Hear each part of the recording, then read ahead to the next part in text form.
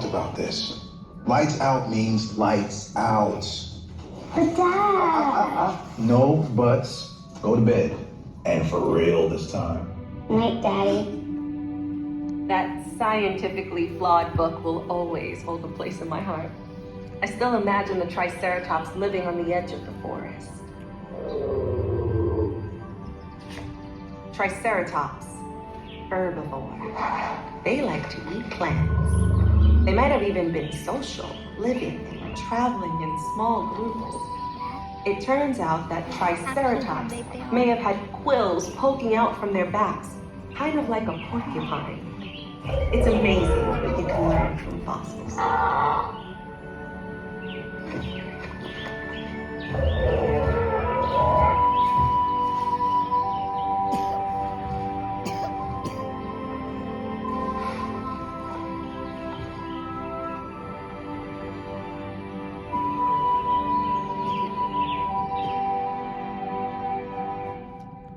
My love of the past may have started with the kids' Dinosaur book, my fascination, obsession.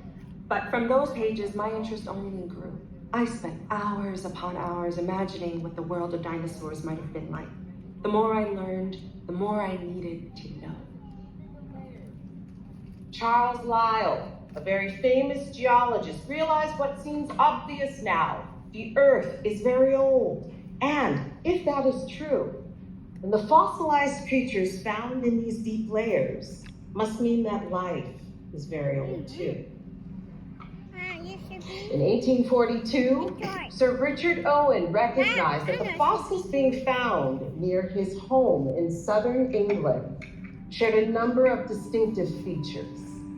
A diverse group of animals so strange and awesome that they deserved their own specific classification. Dinosauria, which means terrible lizards. In 1859, Charles Darwin published his On the Origin of Species, in which he wrote that all organisms have a common ancestor.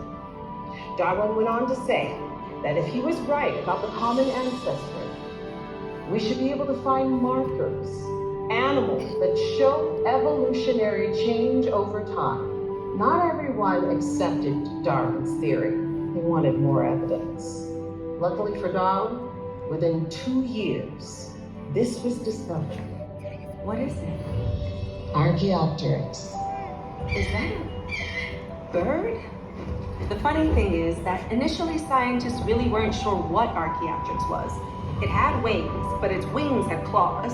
It had a beak, but its mouth was full of teeth. And it had a bony tail, which seemed more reptilian than avian. Not like any birds I've seen. But it had feathers, and not just any feathers. It had light feathers, flat with a center quill, just like birds today. Now, Archaeopteryx may not have been able to fly very well, but it could glide, jumping from high tree branches.